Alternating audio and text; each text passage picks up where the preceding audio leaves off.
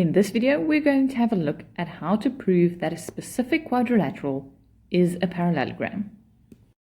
Remember that in geometry, you can only make use of the facts and can never make conclusions from what a sketch looks like.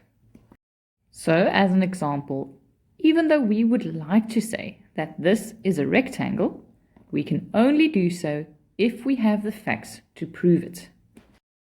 We are now going to have a look at what the minimum requirement of facts are for you to be able to say that a specific quadrilateral is a parallelogram. There are 5 different ways of proving that a quadrilateral is a parallelogram, and the first of these is to make use of the parallelogram's definition. If you can prove that both pairs of opposite sides are parallel, the quadrilateral is a parallelogram.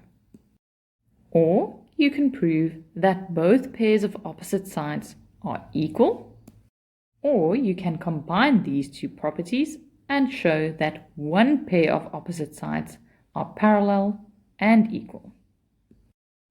Or if you know that both pairs of opposite angles are equal, you can also accept that it's a parallelogram. And lastly, if you can prove that the two diagonals bisect each other, you can also accept that it is a parallelogram. Let's go and have a look at some examples of this. Example 1. In quadrilateral ABCD, AB is equal to BD, which is equal to DC. Prove that this is a parallelogram. On the sketch, you will see that the size of angle B2 and angle C is also given. This means that we can also say that angle B1 is 75 degrees because they are angles opposite equal sides in triangle BCD. Now we can also determine the size of angle D2 using interior angles of a triangle. That will be 180 degrees minus the other two angles, which are both 75 degrees. So D2 is 30 degrees. Now, in the other triangle, we can once again make use of interior angles of a triangle and angles opposite equal sides to determine the size of A and D1. Angle A will then be equal to angle D1 because they are angles opposite equal sides. And now these two angles plus the 30 degrees of angle B2 should equal 180 degrees to make up the interior angles of this triangle. So 2A will then be 150 degrees, which means that A and D1 will be 75 degrees. And now we can see that both pairs of opposite angles are equal in size. And this is one of the options to prove a quadrilateral is a parallelogram. Therefore, we can say that angle A is the same size as angle C. They are both 75 degrees.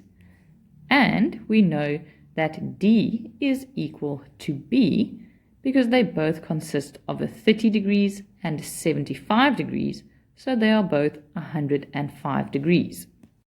Therefore, we can make the conclusion that ABCD is a parallelogram, and my reason for this will be both pairs of opposite angles are equal.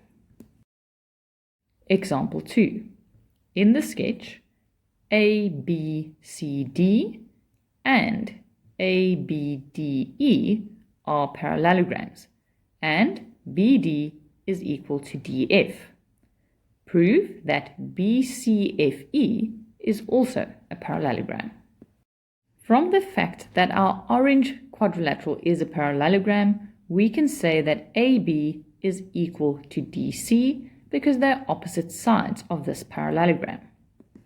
Similarly, in the blue parallelogram, we can say that AB is equal to ED.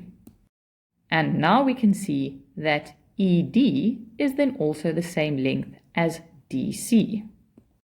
If we now focus our attention on the quadrilateral BCFE that we need to prove is a parallelogram, we can make the conclusion that the diagonals bisect each other.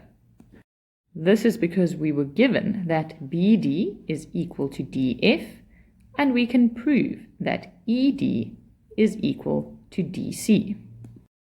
And diagonals that bisect each other is one of the options that you can use to prove that a quadrilateral is a parallelogram. Now we need to write this down systematically. I'm going to start off by saying that we know DC is equal to AB because they are the opposite sides of parallelogram ABCD.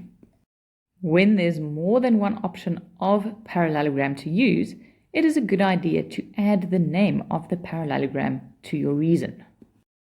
Then we also know that ED is the same as AB because they are the opposite sides of parallelogram ABDE.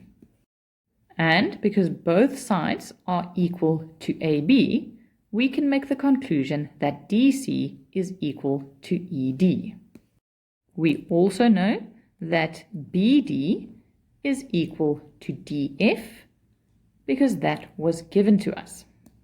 And now we can make the conclusion that BCFE is definitely a parallelogram, and our reason will be that the diagonals bisect each other.